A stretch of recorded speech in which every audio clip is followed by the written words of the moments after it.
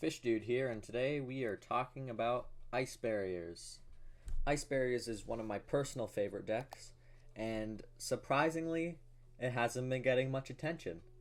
And when I say surprisingly, it's honestly not that surprising because it's a really old archetype that's known for being bad. But with the support from the structure deck that we got a long time ago, I'm not going to act like it was recent, and a lot of newish support. Not really. But the deck has gotten better. So today I'm here to show all the cool things that you can do with it. I've got a list here. This was given to me by a friend. I was originally planning on having them on here to talk with me, but didn't really work out. So we're just going to be doing it by myself. So I'm just going to do a quick card by card, and then we'll get into some combos, some replays, and then we'll talk about the pros and cons. So starting, we've got General Raiho of the Ice Barrier, Great Floodgate, General Wayne, one of the main combo pieces. It's a high level though, so you want to be probably using Ice Jade Tremora to get it out, which is searchable off your Ice Barrier. Revealer. This is your main combo piece. You can discard one to summon another Ice Barrier tuner from the deck, which is very good. Speaker. It's an extender. It's actually two extensions in one card, which is kind of silly. Sea Nettle. It's just another extender. Warlock. It's anti-spell fragrance, but you have to control another Ice Barrier to do it. So it's searchable though. Defender. This is just a good level 3 tuner, and it's funny when your opponent doesn't read that it has like a attack prevention effect. Ash Blossom. Prior. This card's a non-once per turn. Tribute it to revive any Ice Barrier in your grave. Just try not to use its first effect probably, because you don't want to lock yourself out of your 5 or higher monsters usually. Zujin, tribute it, summon another 5 or higher from hand, and then it comes back from the grave. Hexa, send another Ice Barrier from deck to level modulate into that card's level. Winds, you can tribute your Ice Barrier monsters to float into any of your 4 lowers, and then you can banish it from grave to add back your banished or in graveyard Ice Barriers. Harpy's Feather Duster, Pot Desires, Foolish Burial Goods. You can obviously increase this to 3, which I would honestly recommend, but still. Dark Ruler, Medallion. This is like Rhoda, but it's for Ice Barriers. Called by the Grave. Crossout Designator. You really don't like your Revealer getting hand trapped, so honestly I might even suggest putting in an Imperm here too, or even just playing Imperm as a hand trap, because it's a pretty good one right now to stop them from negating Revealer's effects, because that kind of does some problems if you don't have any extension. Chains, it's like Monster Reborn for your level 4 lowers, and then it has a protection effect for controlling Ice Barriers. Megalonica, it's an interesting field spell. It lets you stack cards on the top of the deck. And then it also lets you level modulate, and then when you summon a Synchro, you can banish card from your opponent's hand until the end phase. Gets rid of Nibiru, so it's an interesting card. You definitely don't have to play it. Another field spell that I could actually recommend, though, is the Secret Village of the Spellcasters, because, as you can see, we've got a couple Spellcasters, but, you know, up to you, personal preference. Icebound God. While 2 or more water monsters on the field, it becomes a Lost Winds, basically, except it's a little different. Negate the effects, they can't attack. And then when you summon a 5 or higher water monster, then you set it back to your field, so it's a pretty decent discard, or send off Foolish Burial Goods. Ice Barrier, you can banish it from the grave to send one 5 or higher water monster from deck to grave, and then add a different water monster from grave. No, any water monster. It can be the same one. So it's basically like a search for Tremora, Wayne, or Raiho, or even Moulin Glacia, Kaiju, or medium, which are some decent picks to consider as well, or Daisojo as well. I'm not really sure how much I like Daisojo, but it's an interesting pick that you could consider. Then we've also got, it has a attack effect as well, where it's like when an attack is declared involving your opponent's monsters, which means you can attack into them as well. Change the opponent's monster's attack to 0, negate its effects, and it can't change its battle position. And lastly, Gozen Match. For the extra deck, 3 Trishula 0 on summon banishes 3 cards, non-targeting.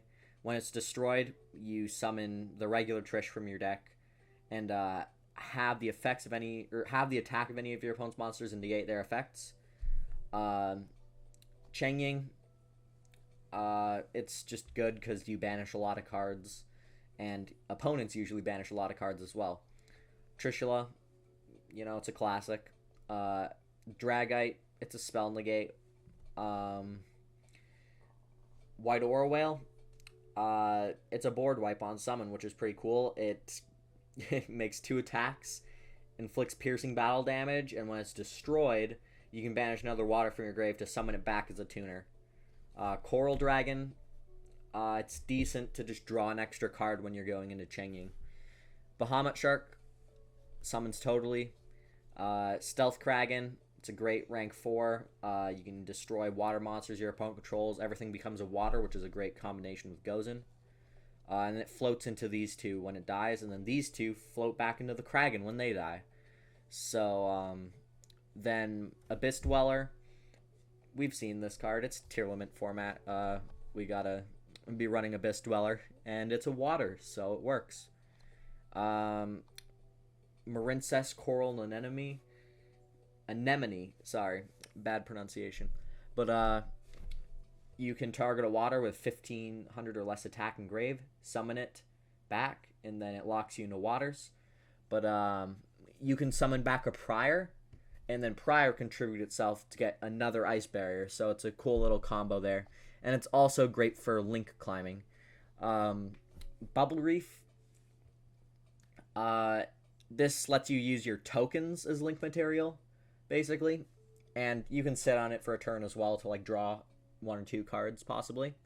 And then you usually want to use the Bubble Reef to make Zelantis, which Zelantis says banish all monsters on the field, then special summon as many as possible that were banished by this effect to the owner's fields in face up or in face down defense position. Yeah, it's pretty decent. And one thing to consider as well is that this actually works with waterlocking yourself, which Revealer does, and so does Marincess, and Ice Barrier waterlocks you. So, like, a lot of your cards just waterlock you, especially since you're usually climbing into Zelantis with this. So, it actually counts. So, like, when you're summoning back your opponent's monsters, if they're not water, you can't summon them back. Sadly, some tier limit cards actually are water, but not all of them, so it still gets rid of a lot of them, and it still, like, screws over, like, every other deck pretty much in existence. And, lastly, I'll just go through a couple picks. This card comes out in Photon Hypernova. It's a decent rank 10 to play alongside Chengying.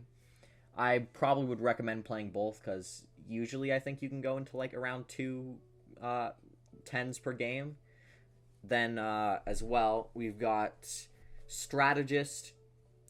It's a draw 1. It's not the best, so that's why we're not playing it, but it's something to consider for sure. You can get it off wins.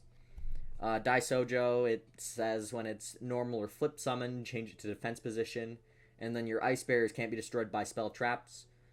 Could be interesting if you're going for more of a control-ish Ice Barrier strategy. Medium, if your opponent controls 4 more cards than you do, including spell traps, you can special summon it from your hand. Then your opponent can only activate 1 spell trap each turn. It's probably a really decent side deck card to just search, because I doubt that they're gonna like use like a Solemn Judgment on your Rhoda or something, and then like you summon like a medium, and now like their whole deck's pretty much turned off, sort of thing. Gamseal, the Kaiju, of course. It's searchable with Ice Barrier. It's pretty good. Moon Glacia hand loops for 2. So probably pretty decent as long as your opponent isn't playing Tearlament and they don't want their cards in the grave. But it should be pretty decent against most other decks. That's for sure.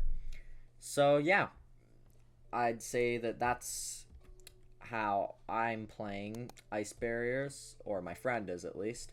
And we'll go into some combos, and then we'll get the replays.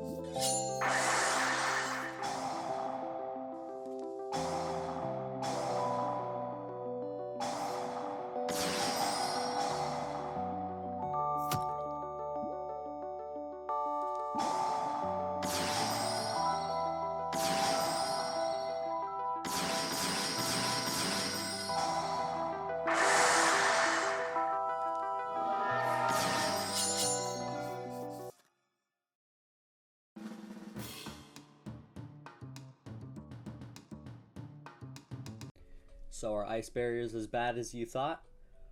Well, let's look at some pros and cons. So for the pros, um, one, it's great to beat someone with ice barriers. You know, like you feel like such an underdog because like ice barriers is like known to be like a meme deck sort of thing. So it feels pretty great to like win against an actual deck. And of course, as well, waters have never been so good because we've got the new tool of Zelantis, which happens to be a water, which is great. And as well, something that makes this deck really good right now is that with the Bystials being so prevalent to counter exactly Tearlament, well, now those Bystials are just dead against you. Of course, unless they summon it themselves, which is obviously a possibility as well. But still, it's a lot better to be a water deck than to be a lighter dark deck right now. And, like, you know, it just feels so great to bust out, like, classic cards like Trishula. And of course, you can always play the other Ice Barrier Synchros too. They're decent. It's not like they're absolutely terrible. It's just that they're not as good as some of the other Synchros. And, of course, the cons as well. Revealer is a very easy to spot weak point. Of course, having cards like Wayne and Speaker and Sea Nettle helps because they're extension. You can just bring them back out and like now you can go into Link ladders or you can go into like Xyz monsters. But the problem is just like Revealer is like your main way to get your plays out. So if Revealer kind of dies, then you're kind of screwed. Which is why you have to play cards like Called by the Grave and even Cross Out Designator. And of course, Dark Ruler No More as well. But that's the main spot of the deck that's kind of weak. But another con, of course, is your opponent might flip the table when you win. So, yeah, that's Ice Barriers for you. It's a decent deck, and I think that it could definitely do very well. It just needs to be cracked. Like, I definitely think more people should take a look at the Ice Barrier deck, and it's also extremely budget. So, definitely a good thing to consider if you're trying to get back into the game, or even if you just want to try something new, or you're tired of being Bystialed over and over again. Anyway, take care.